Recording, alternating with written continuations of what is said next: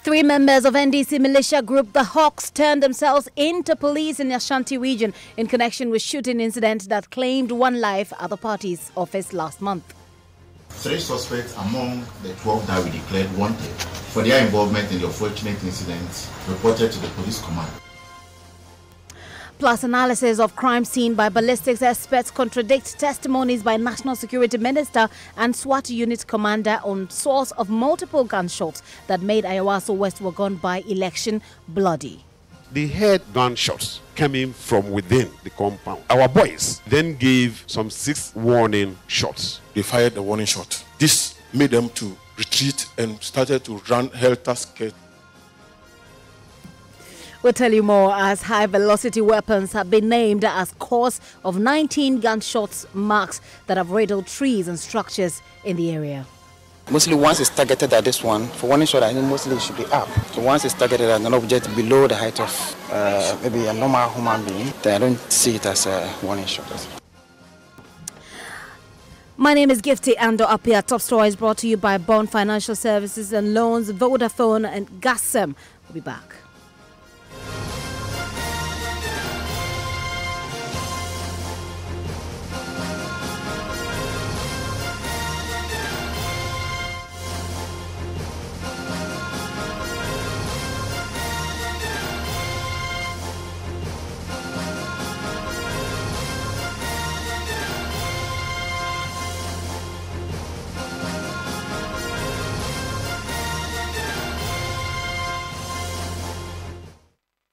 Three members of the NDC militia group The Hawks, who were on police wanted list over the bloody shooting incident at the Ashanti regional office, have turned themselves in. They were among 12 suspects being hunted down by the police in connection with the incident that claimed one life last month and left 2 others battling for their lives.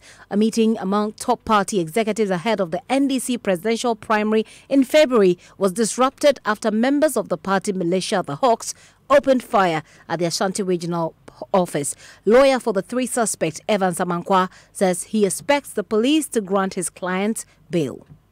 Today we brought 3 of the suspects, the people that have been declared wanted. As a lawyer, I brought 3 of them, and statements have been taken from them. Police has also taken them to the crime scene and other things. So we were to go to court today, but unfortunately the court did not sit. So we are asking the police to grant them bail so that Monday we can go to court from it. Well, I wouldn't say difficult in that sense, because looking at the offense involved, though they are suspect and innocent, the police will not just decide on that. They have to take a decision on that. So I've spoken with them and they have given the assurance that they will grant them bail. And I have even offered to also stand as surety for them, because I brought them, and I will make sure that they also come when the police needs their presence. They are innocent, so they will defend themselves when the need arises. What if the police refuse to defend themselves? Well, if the police should refuse them bail, we will have no option than to wait until Monday and go to court and ask for the bail for them. But it will be unfortunate for the police to refuse them bail. Very unfortunate, because when you declare somebody a suspect, you did not arrest the person. The person turned himself in through his lawyer. So there's supposed to be some level of good faith. You heard Evans Amankwa, he is lawyer for the suspect. Now, Ashanti Regional Police PRO Godwin Ahianyo says they're still on a manhunt for the 9 others who are on the run. 3 suspects among the 12 that we declared wanted for their involvement in the unfortunate incident reported to the police command. If you recall, the incident led to the death of 1 person and the injury of another. The 3 suspects are Dawuda Ibrahim alias Wayo, 40 years old, Agent Samuel alias Rock, 32 years, and Abdul Ganiyu alias Petit, 37. They are currently assisting police in our investigations. As we speak, they are in custody. Police is still pursuing the remaining suspects. We can now speak to ASP Godwin Ahianyo, who's PRO for the Ashanti Region Police there. Sir, thank you very much for your time this evening here on Top Story. Do we know the circumstances under which these 3 suspects turned themselves in? Thank you very much for your question. Good evening and good evening to your listeners. What I can say is that, yes, we declared these individuals wanted, and they turned themselves in as indicated in their report to the police. So we are investigating the matter as it is. Right, so we understand they were taken to the crime scene today. What have they been telling you? They are assisting us, they are cooperating, they are giving us some lead. As part of our investigation, when we get suspects involved in such cases, we take them to the crime scene for the reconstruction of the crime scene and also get some details from them. So they are actually assisting us, they are giving us a lead. We need to keep them to get whatever information that we need from them that will help in the investigation. So if you ask, I would say yes, the reason for us keeping them is questioning that is ongoing and the kind of information that we want to elicit from them. So you're still gathering the information from them, and as it stands now, would you say you're satisfied with how much they've given you? Will it help the investigation? I can say yes, it is something that will help us. And since they were mentioned or their names came up during our investigation, they are interested parties that will help us in our investigation. Well, the lawyer said they were expecting to be granted bail today. Has the police done so? They haven't done that. As per investigations, when you get suspects involved in such cases, you need not to rush in granting bail. You have to gather all the necessary information or necessary evidence. So, as they are in custody, they are helping us in our investigation. So, we need not to rush. Unfortunately, we are entering the weekend. So, hopefully, God willing, Monday, we'll be putting them before court. So they'll be in your custody till then. But what's going to happen next from here? We will be going to court hopefully on Monday, and the remaining are also being pursued. So it will be in their own interest if they are listening to us to report to the command to us as their colleagues have done. ASP Godwin Ahianyo, thank you very much for your time this evening here on Top Story. He is a PRO for the Ashanti Region Police. Now, another development we have been following as part of our campaign to disband party militias now is what I'm going to talk to you about. Now, the National Peace Council has served notice it is ready to mediate the process between the major political parties to end impunity by party militia. Reverend Professor Emmanuel Asante is the chairman of the National Peace Council.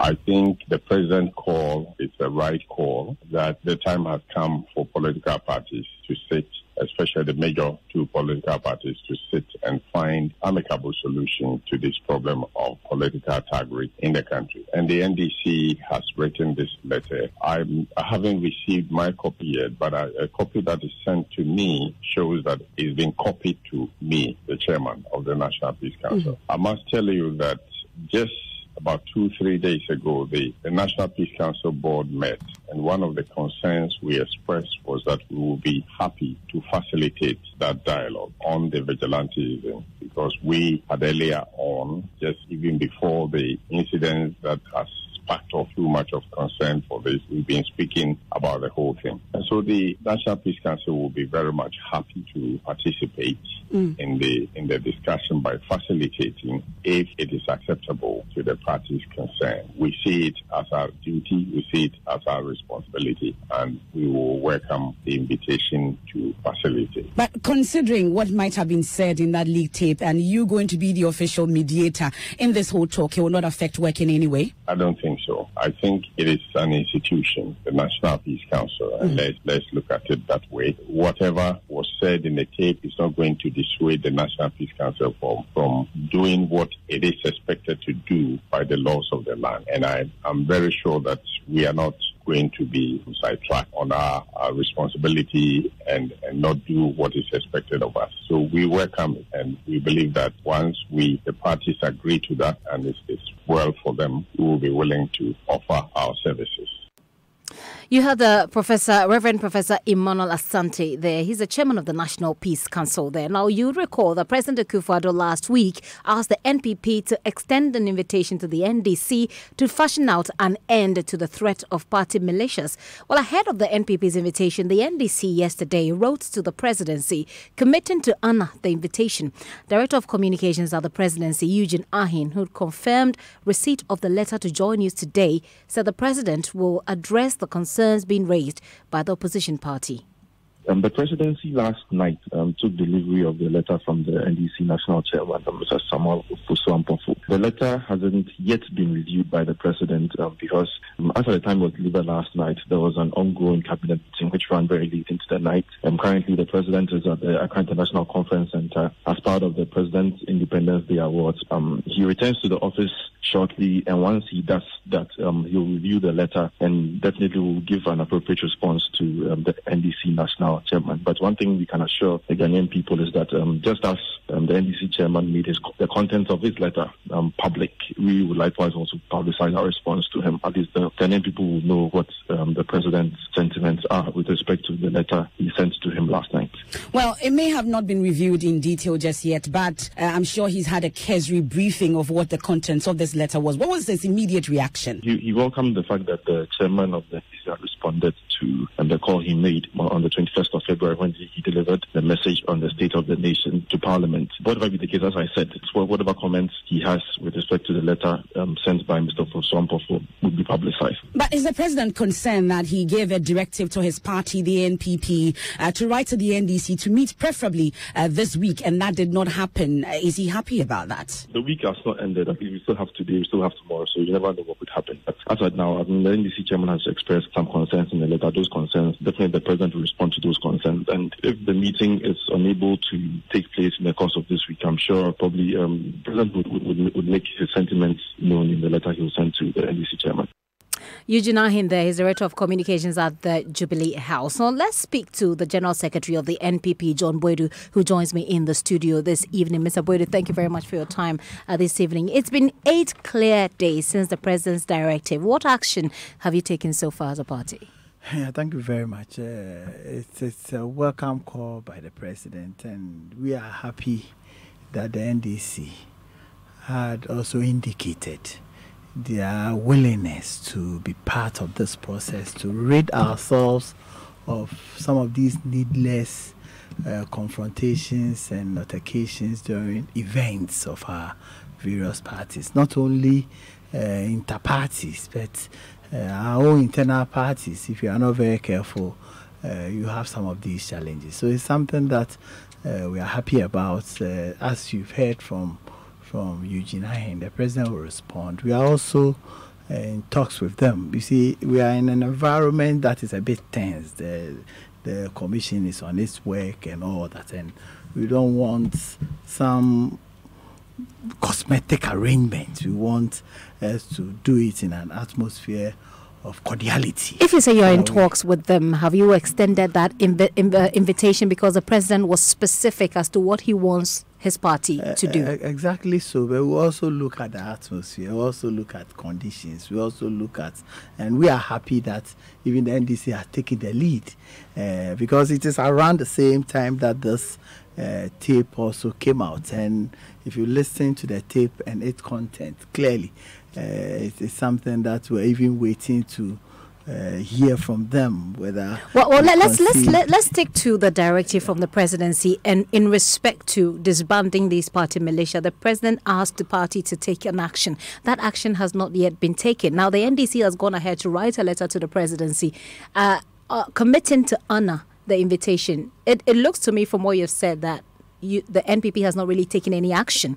Now that the NDC has written to the presidency, what's going to happen from there? I'm saying that it is a good call. I believe strongly that in the midst of all these things, if the NDC had gone ahead to write, it means that we are heading towards some great moments of our time. So when do they hear from you? I will wait for President to respond to the conditions that they've set.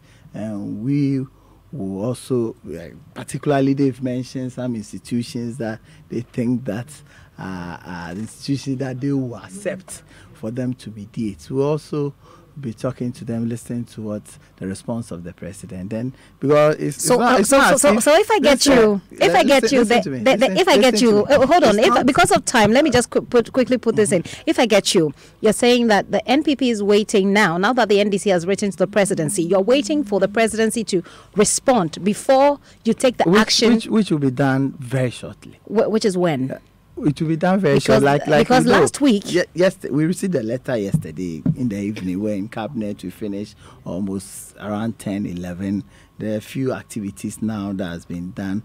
By a close of day or a day after, that response will come. You see, we don't want to organize some artificial something, because the challenge really goes deep.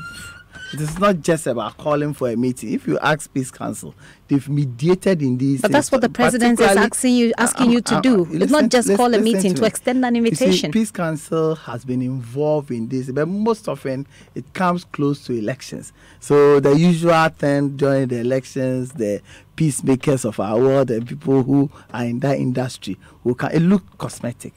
I'm very happy that the NDC themselves, particularly the national chairman, had the courage to even write. That is even positive for us, and we believe that we'll find a lasting solution to some of these challenges. So within a day or two, we should expect a response. I mean, the Ghanaians who are putting this pressure and saying that we don't want this party militia, in a day or two should expect that the NPP will also respond to this action taken. Why has it taken so long, though? I mean, this was the president gave you wanted you to meet this week, and the week has ended. You just don't do things because you have to do it. You do it because you want solutions. It is around that time that this tape is out. The NDC themselves were confused as to how to respond to it. You don't worsen their matter for them. You understand? So if they had the courage to write, then it means that it opens the door for better negotiations and follow up to be done, and we will do it. We are almost always welcome, because it is an unnecessary cost on us,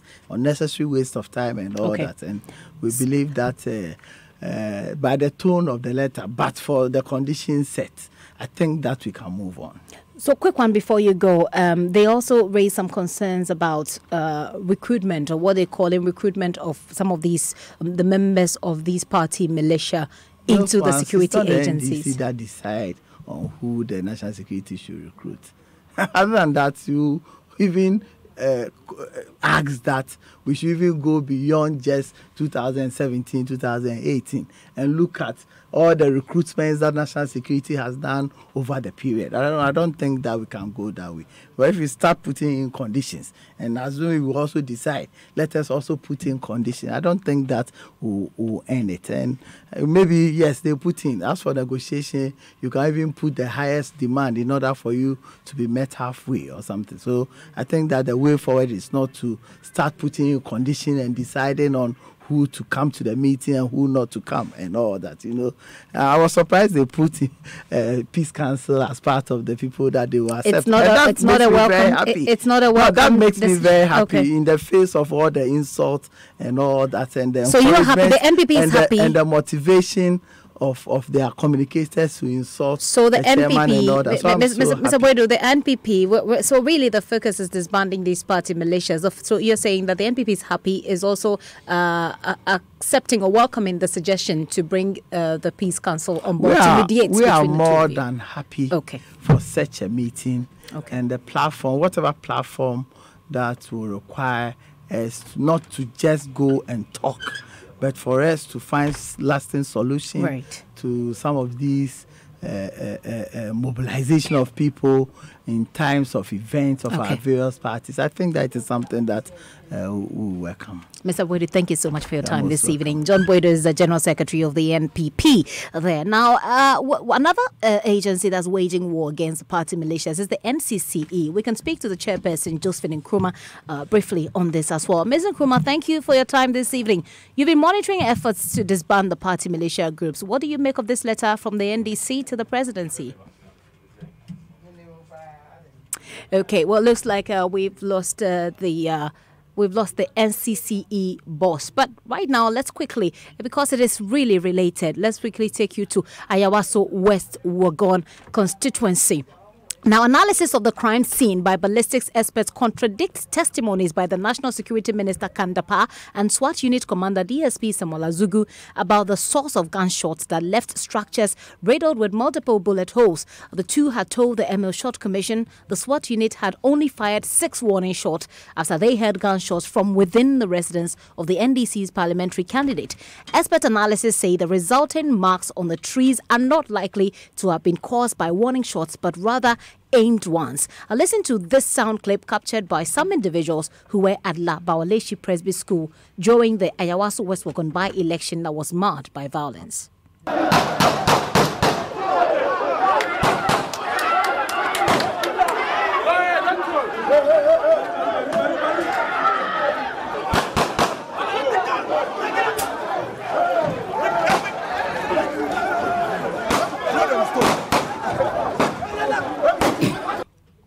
So those were the sounds of gunshots there from some residents there. Well, the Justice Shot Commission today visited the scene of this shooting. My colleague Joseph Akablay was with them. Joseph, first, have you seen, you have seen the video version of that sound clip that we heard. Tell us what's contained in it. So in this particular video, you see men numbering about 15 running from the left-hand side of the residence of the NDC's parliamentary candidates as the gunshots are being fired from beyond them. So they run away and they run towards the person who is with the camera, who is facing the man's building directly, standing opposite the building of the parliamentary candidates. What specifically did the National Security Minister and SWAT unit team tell the commission about these gunshots, or sounds of gunshots that we're hearing? So they explained that their men heard 1 gunshot from the residence of the parliamentary candidates, after which they fired 6 warning shots. We can take a listen. Later, they also said they heard gunshots coming from within the compound of the house. Our boys then gave some 6 warning shots, which they tell me did not hit anybody. But obviously, I await the end of the investigations to find out exactly what happened and how many shots they fired and whether it did hit somebody. So they fired a warning shot. This made them to retreat and started to run helter-skelter. So that is National Security Minister Albert Kandapa and DSP Samuel Azugu there with the testimony at the commission. But Joseph, as the ballistics experts came, he seemed to disagree with this. Yes, so there are actually no marks within the building, neither are there marks on the building, but the marks are rather seen on some trees opposite the building. And the experts say that it appears the gunshots were coming from the left-hand side of the building, which we can see in the video or the sound clip we played earlier. We made a point that the sound appeared to be coming from the left-hand side of the building. We can take a listen to Michael Kujo, who is a ballistics expert. They were created by high-velocity weapon, yes, which in other words could be a gun. Yes. So those. And what else can create that? From the observation, it could be created by bullets. Only. But fired from what direction? When you look at the position on the wound, position of the wound, you see that it's coming from this direction towards here. And then if I may take you, the whole thing started from tree number 1, that is the side. Then there's some marks here, and then this one's too. So if you can kindly go back to the first okay. tree. So this is not the first tree. This one has 2 wounds. One here, then the other one here. And this also, you would say, was fired from what? It's coming from this direction. So maybe as I'm standing here, it should be from the left to right. From the trajectory, does it look like this could have been a warning shot? For the angle, I don't know for warning shot, but mostly once it's targeted at this one, for warning shot, I think mostly it should be up. So once it's targeted at an object below the height of maybe a normal human being, then I don't see it as a warning shot. And therefore you conclude that they were potentially aimed? They were even not aimed at a tree, but aimed. I may say so. So that is Michael Kujo, the ballistics expert who was taken to the scene today together with the commission to ascertain a few things that happened there. Joseph, what other structures did the commission look at when they got to this vicinity? So they also looked at a convenience store that is also opposite the residence of the MP. That also had some bullet marks over there, and also another vehicle that was parked some few meters away from the residence of the MP. We also understand that the commission is no longer interested in engaging the member of parliament who won this election. She was billed to appear earlier. The executive secretary says they want to interact with people who had a first-hand knowledge of what transpired on a said day. The commission continues sitting on Monday. The commission hopes to meet the deadline that has been set by the president. And so the commission is working with a very tight schedule, but it expects to continue sitting on Monday and the rest of the week next week. And so, as the commission winds up, as I indicated earlier, it's going to be able to synthesize the facts which it has seen today, together with the oral evidence that has been led before it by various witnesses. In the end, the recommendations and the findings the commission will come out with must support the fact, because this is a fact-finding mission, and today has been very useful. I'm sure you've seen it for yourself. Sometime last week, the MP for the constituency was supposed to appear before the commission, but she hasn't appeared. What's happening? The commission takes witnesses on the basis of relevance. So the commission assesses and reassesses and does a continuing exercise of assessment of people who appear before the commission, ultimately geared towards ascertaining whether their testimony is going to be relevant. It turned out that even though initially we had decided to speak to virtually all the candidates, the commission's subsequent reassessment concluded that we should speak to people who have primary evidence and who therefore are relevant. Because mind you, we don't have a lot of time. So we're speaking to the most relevant people. It turned out that the candidate who actually won, that is the MP, was not on the scene. She was not here. She never was here for the entire time. Everything she knows about this incident, she heard from someone. Therefore, she's only at best a secondary witness.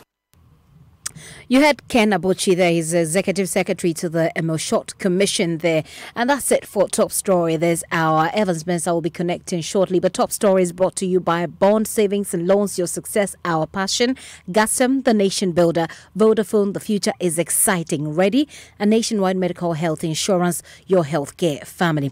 My name is Gifty Ando Apia, and tonight on Ghana Connect, we're still looking and we're still talking. Hashtag disband party militias now. Evans Mensah connects shortly. Hello, I say, I was at